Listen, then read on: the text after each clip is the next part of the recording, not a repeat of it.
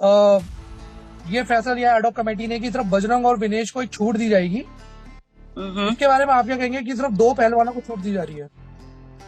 देखो, हमने ad hoc committee से समय मांगा था ट्रायल्स को कि हमारी आगे ली जाएं और 10 अगस्त के बाद हमारी ट्रायल्स ली जाएं, क्योंकि हम ट्रेनिंग नहीं कर पा रहे थे। तो उन्होंने समय देने के अकॉर्डिंग ही लेटर भी लिख के दिया कि आपको ठीक है, हम समय देते हैं, और इसीलिए हम बाहर ट्रेनिंग के लिए आए थे। लेकिन मुझे 3-4 दिन से पता चला कि फोन आया सरकार की तरफ से कि हम उन दोनों का तो डायरेक्ट नाम कर रहे हैं एशियन गेम्स के लिए, और आप भी मेल कर दो और आपका भी कर देंगे। लेकिन मैंने साफ मना कर दिया इस चीज को लेकर कि मुझे डायरेक्ट नहीं एंट्री चाहिए।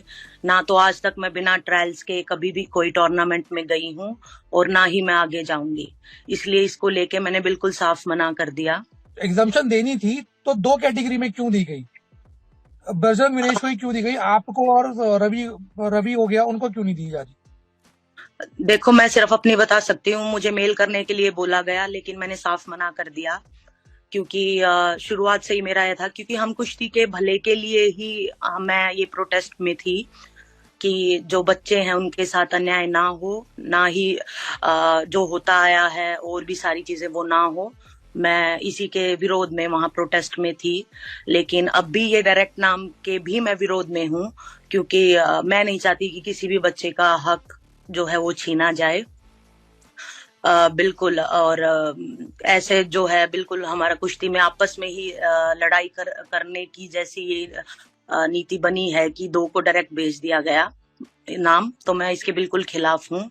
और बड़ा दुख हो रहा है ये चीज देख के कि कुश्ती के बच्चे जो हैं वो धरना प्रदर्शन कर रहे हैं, जो कि नहीं होना चाहिए।